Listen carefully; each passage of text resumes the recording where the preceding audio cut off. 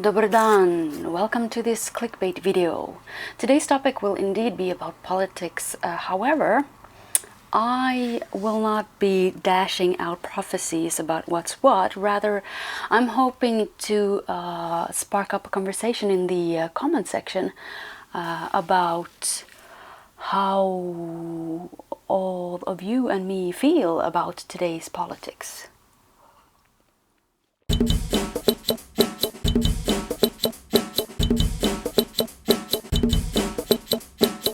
Let's just say a lot is happening in Europe, in the world, I suppose. But let's focus on Europe since most of us live here. So for all elections in Finland, you can go into websites and do this sort of electoral test thingy to see which politicians' views are most like your own, or which party views correspond mostly to yours. And then they will show you candidates that might interest you.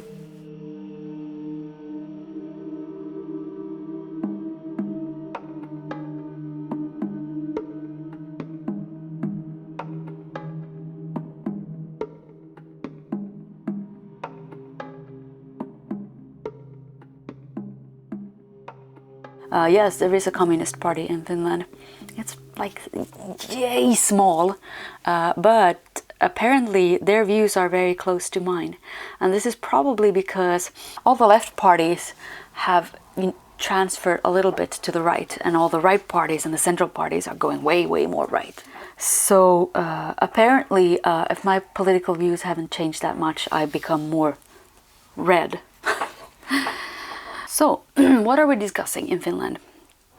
Like most countries, we are discussing all the problems that are of today. And all of these problems are mostly about nobody has money for anything. Now, why is this fascinating? Well, it's not fascinating in any ways. This is actually very, very repetitive of, in human history. But this is why I wanted to bring this topic up, because as I've traveled recently, met a lot of different people from different nations, countries and so on, a lot of them have some sort of objection to the current leadership of their country, and the problem mainly that concerns them personally is of an economic nature. So the funny thing about human nature is that we tend to rationalize our problems in a very simplistic way. I met a British person who was of the opinion that pensions are low and all of this because they're dashing out so much money to Ukraine at the moment. Whereas in Sweden, it's all the immigrants' fault. This is why gas prices are up. And in other countries, it's the fault of USA, and it's always somebody else's fault. The culprit is always somebody whom I cannot control.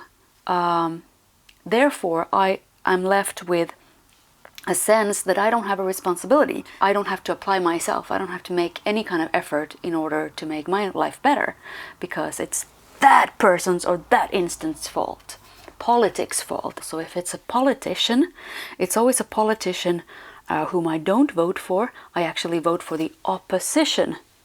So the reasons for something going wrong are always the extreme opposite of what we would choose personally. We always neglect to mention where we come into the equation of our own lives. So, what do we have in common then as people? I was recently in Morocco filming a documentary about ecotourism, which will be out on 99 Stories eventually, by summer, I hope. When I speak to a lot of people during my documentary trips, I find I learn a lot about people, and recently there have been such extreme similarities between what people say or the problems people find when they're trying to do something about something in society. And let's take a look at some of them. Somebody asks them about other things, then they'll have a problem because they don't have answer on that. And you ask them, why is salary so low? Why so many people go to Germany. That's a huge problem in the whole country. All are going to Germany because they have better terms, whatever they do. If we all go away, who will build country? Who will make this country better? Who will have his voice? So if everybody leaves, so who can live in this area? I just would like to change the vision of the youth that you may find something in their region. They may create their own business initiative. Områden som blir en flygplats, att det blir som en transitplats. Jag vill inte att mitt område ska bli på det sättet, att saker och ting ska vara frågetecken, utan det ska ha rötter. Inte fötter. Våra myndigheter har fötter här, de flyger iväg. I am actually a bit worried about where we are going in the world. As we're becoming more global, we're also becoming more segregated for some reason, which is very strange to me because globalization should ensure that we communicate and speak to each other, we get to know each other more. But somehow social media has sort of put a cog in the wheel to this. We are now instead constantly taking selfies and posting things about ourselves. I mean, look at me making this video. Without having conversations at all, or listening to each other, learning about ourselves through others. And this goes against our nature as human beings. So why I'm making this video and hoping to spark up a conversation is because I think we need to meet. I like it when people start having private conversations in the comment section. That's actually, I love that. So wherever you are, I want to ask you where you stay in the country you're staying at the moment. What are the populistic views? What are the short-term concerns? What are people talking about? What are people's general feelings about the changes in the world now?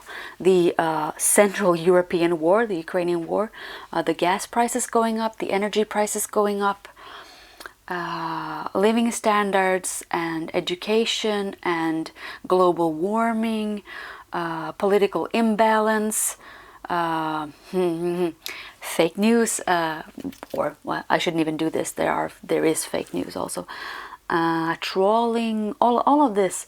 What kind of modern changes have you noticed in your society recently? And do you feel comfortable talking about them openly or with your family and friends and so on? Some people say, you know, there are two things you never talk about, and that is A, religion, 2, politics. So hit me back with something and let's get a conversation going.